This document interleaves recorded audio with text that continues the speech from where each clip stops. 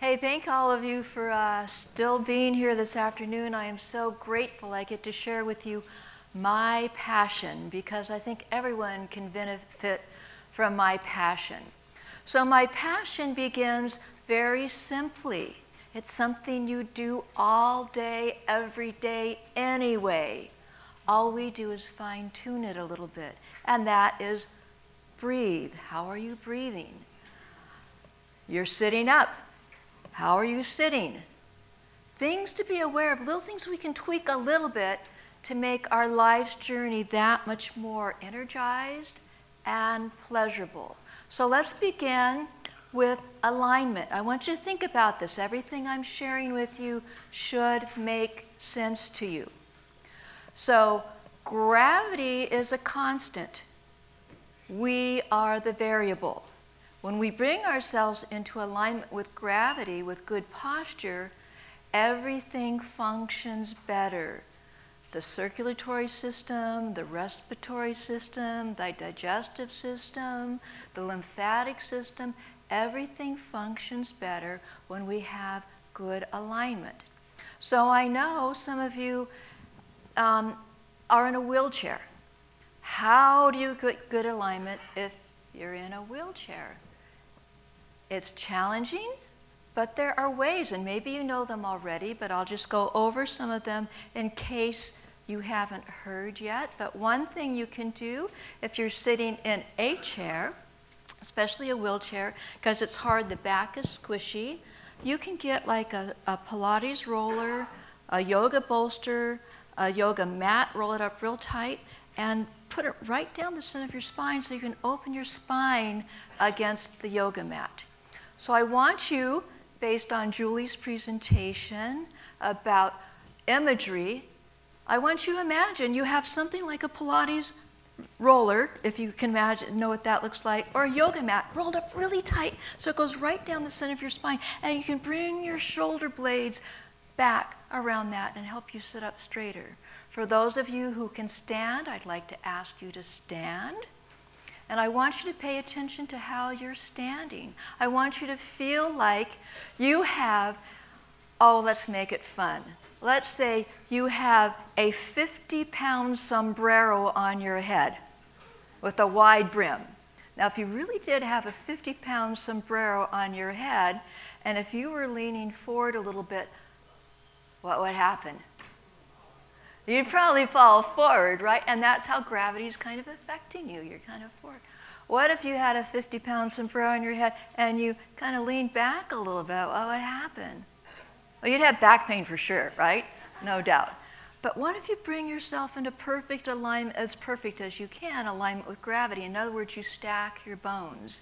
You think of the gravitational forces going right through your head, your spine. It separates at the pelvic girdle and goes down the 2 feet evenly.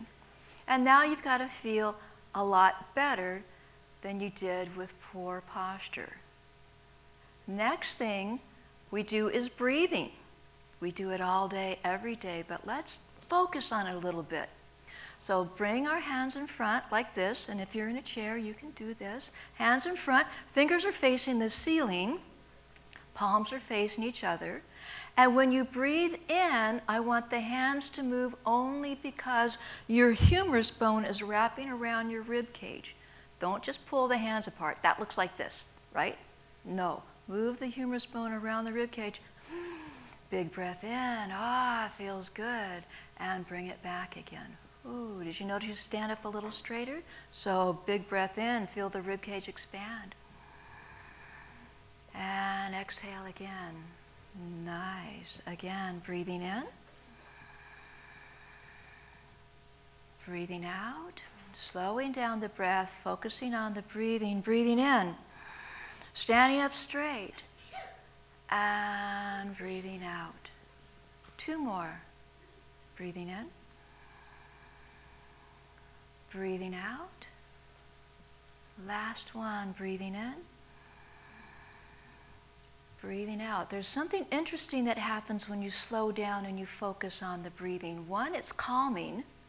You feel a little calmer. And 2, it's energizing. How can that be? calming and energizing simultaneously. So you can sit down if you like, but if you like standing up, it's okay with me because you've been sitting for a while. Okay, so when we focus on the breathing, when we turn our attention to our breathing and our posture, good things happen in the body. When we're under stress, whether it's because we're in pain, creates a lot of stress, because we're under emotional stress, it hurts, we get depressed. What happens, okay, if someone punched me in the stomach, how would I react most likely? Oh, besides sitting them back, but how would I react, right?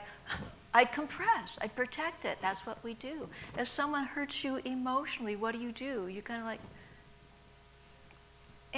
we're always compressing, compressing. Life is compressing. So what we need to do is expand to counterbalance that. So when we're doing Tai Chi, we're using, as Julie said, our motor imagery. We're imagining ourselves expanding the space between the joints. The other reason I love Tai Chi so much is that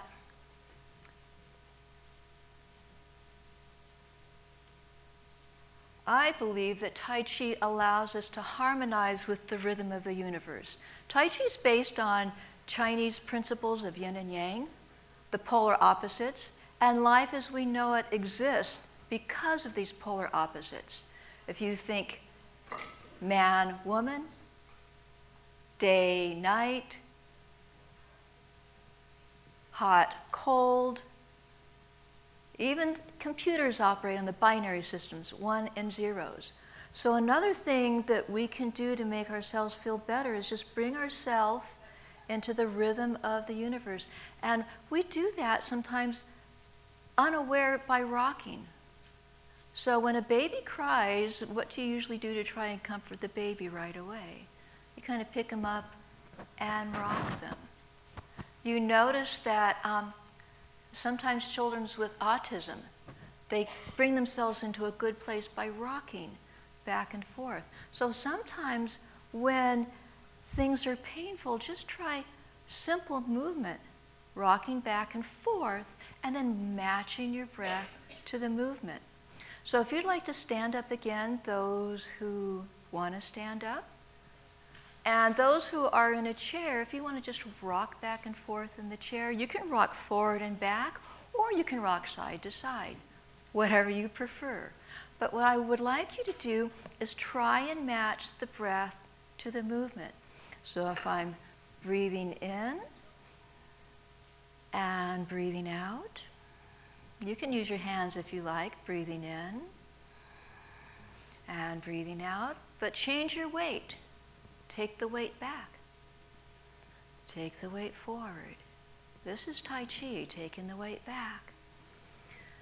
I call this moving like seaweed. I imagine my feet are planted at the bottom of the ocean, and the ocean is moving me. So it's very fluid, very comforting. Now, why is this rocking so universal? Why does it give us so much peace and comfort? Why? Because I believe it brings us into harmony with the rhythm of the universe. It already exists. We're just harmonizing with it. You know, from black holes to quasars to the tides with the moon, high tide, low tide, full moon, no moon. The whole universe operates like this. So when we bring ourselves into harmony with what's already going on, it just makes us feel better. And we feel better, the pain begins to mitigate. When you're in a place that feels good, it's less painful. So I believe that Tai Chi can really help us attain that. And it's extremely calming. Try it sometime, just at home. Just don't worry about it. But Tai Chi is just very calming. I remember I used to do this in my backyard at my parents' house when I was younger. I don't remember why I did it. I just did it because it felt good. I can remember they had a green fence, green lawn. It was a summer afternoon, and I just started doing this. And it felt so good, I just kept doing it. I don't know why, but I remember it Because it just felt good, that's why. So sometimes movement, simple movement that feels good can just make you feel better, you know? It's simple and it's extremely calming. And you probably did it when you were younger and less inhibited. Like, oh yeah, if you go around like this, maybe not in public, but maybe in the privacy of your home, it might feel really nice. And I think when you feel good, you get yourself into alignment with gravity, you breathe deeper, you get calmer.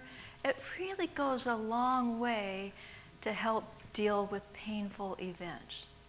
I know, what do you do if you hit your thumb with a hammer when you're nailing it? The first thing you do is you squeeze it and you rock it. You know, you kind of take it back and forth. There's something about this rocking thing. I think about it. What do you put a baby in a cradle, you rock it. When we get older, we like rocking chairs or being in a hammock. So just simple things that are already in front of it. Innately, you know these things already. So Tai Chi doesn't have to be something that's really complex and you have to go to classes for, although you can. The other thing I like about Tai Chi is that it can meet you where you are. So if today I'm having a good day, maybe I'm going to do some Tai Chi movements that are maybe a little more challenging. But maybe if today, oh, my left knee hurts, I can't do that, I can scale it down. So you can scale it up, you can scale it down based on where you are today. Let Tai Chi meet you where you are today. It doesn't have to be like you see in a classroom. Make it simple. Make it really simple, but make it work for you. I believe Tai Chi's for everybody. Oh, let me put it this way. As long as you're breathing, you can do Tai Chi. When you're not breathing, you don't have to worry about it anymore. So just take what you already have, take simple movement, make it calm, make your breath match the movement, think about it, and then do the biofeedback. See how it makes you feel. And I promise you, it'll make you feel better. It's quite effortless. Another thing with Tai Chi I do want to bring up, we've taught Tai Chi to a lot of people who've maybe had stroke. So this side, the left side can't move, but the right side can, so they use mental imagery to imagine that even though the left hand isn't moving, they imagine that it actually fires off things inside that are moving even though the left arm isn't moving. So it gives the feeling of expansion, and there's actually neurons that are firing off because you're visualizing it. You know, another thing I have to share with you, I learned this from one of my teachers, and it is true. A thought creates a physiological response within the body. A thought creates a physiological response within the body. For instance, have you ever had a bad dream that someone was chasing you and you wake up and your heart's racing? And no one was really chasing you, but you thought they were. It created a physiological response. You had that response. So when I'm teaching Pilates classes, I say, imagine you're riding a bicycle uphill and someone raised the seat pedal. You can barely reach the pedals. And that creates a physiological response than rather just moving my feet through the air, right? So when you're doing simple things like Tai Chi, you maybe can't get in the pool today.